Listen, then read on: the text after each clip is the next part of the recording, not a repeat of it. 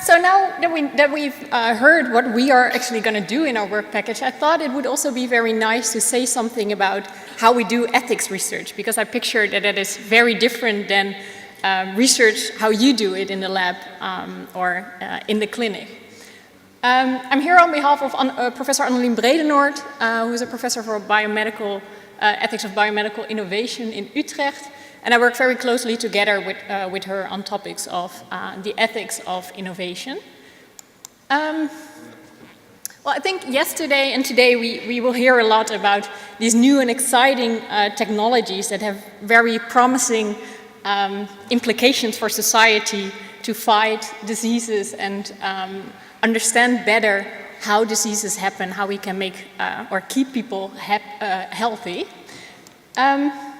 And these new technologies, that is not specific for the technologies that are central in lifetime, but actually most technologies within medicine have societal implications. As you can see here, protests show that society has an opinion about it and has a stake at these technologies that are being developed. That is also no wonder. As I said, the goal of also the Lifetime Consortium is to tackle centrally societal questions about health and disease. So it's no wonder that society has a stake at it. What is important to realize is that when we're at such a stage where people start to protest or are protesting, we're already a bit late to do something about how the technologies are being developed or being applied. Already in the very early phases of technological development, normative decisions are being made, like decisions with ethical and societal implications that will shape the technology, that will determine the risks and benefits, who will potentially use the technology and who might be excluded. So what we say in Utrecht and how we do our ethics research is what we call ethics parallel research. So a lot like parallel to how the field develops, so the technology or the care innovations, we try to identify and evaluate which ethical implications might occur, these technologies might have. And that has the benefit that ethics is not too little too late, you know, that when the technology is already there, that the ethicist will point out, well, that you did not so right. And it means that when the technology is being developed and we identify and explicate these ethical implications, we can also still help to steer the development of technologies into desirable directions. Well, in the following 5 slides, I will just list 5 of the key elements that we have in our ethics parallel research. And we start with wicked problems. So what is a wicked problem? It's something that is very complicated. And I love things when they're complicated. I mean, when it's easy, why do research on it at all? I mean, it's nice when it's complex and difficult. So what the thing is for technology is that there are so many different perspectives that have a stake or that have an interest in how these technologies develop, making it a bit blurry and complex and often also very unclear what sort of arguments we're actually talking about, because all the different stakeholders are having different opinions, making it like a very cluttered yarn piece. And what we do with ethics is then trying to disentangle again, like what are we actually talking about? And that can be just clarifying the questions, clarifying the concepts, or clarifying who is actually part of the debate. So that's the first element of ethics parallel research. The second part is that we actually always do ethics research from within, meaning that we always work together with the researchers at the bench or physicians, and increasingly more often also with data scientists when it's about research topics on AI or data.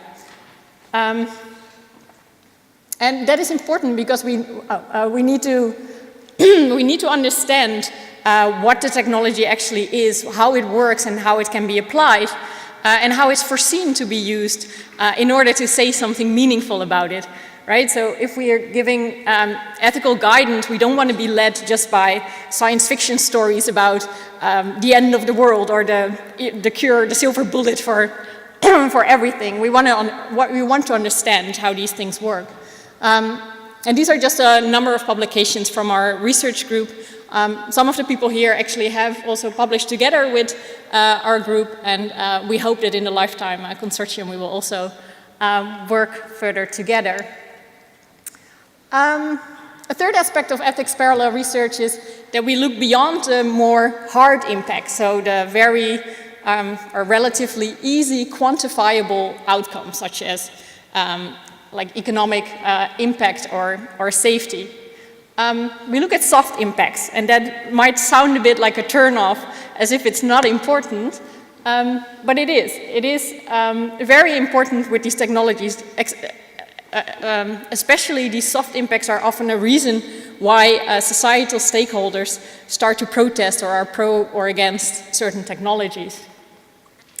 To give an example, for example, in the field of AI, there is a lot of research about the safety and the effectiveness, but in the end, a lot of societal questions are about the use, like will it replace my physician, and under which conditions will that be desirable?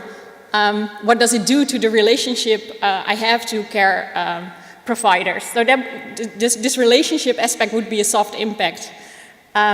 And as you can imagine, these soft impacts also make it possible to see under which conditions new innovations would be acceptable beyond mere safety and effectiveness. We actually almost always in all our projects do empirical research, meaning that we do interviews with patients or with the public, or do focus groups, for example. And we do that because that can be for several reasons. So when it's about applications that are already being used in the clinic, patients have sometimes knowledge that we as researchers do not have, right? So they know what it's like to be ill, what it's like to undergo certain treatment, and they can tell us what is important to us. So that can help in setting the priority on the research agenda. It can also be for mere instrumental reasons that patients can help to recruit other patients in research trials, or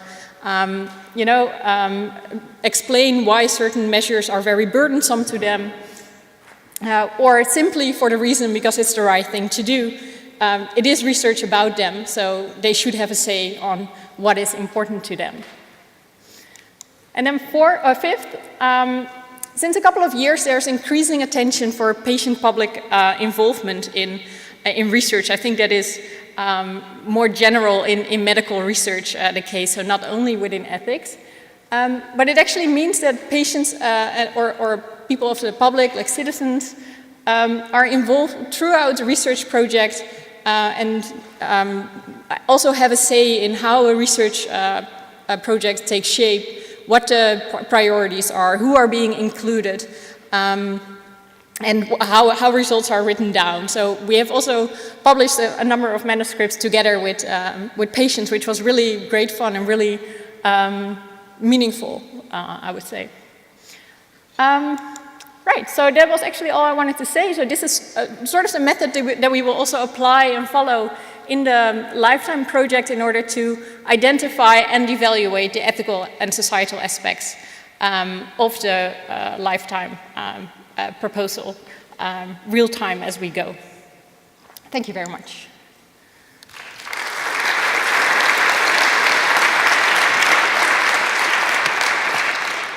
Thank you very much. I think it does give ground for thinking, and definitely the importance of developing this approach along with the project from the very beginning is something that we feel is really critical and that can make a difference. So let's see how we can continue. I think now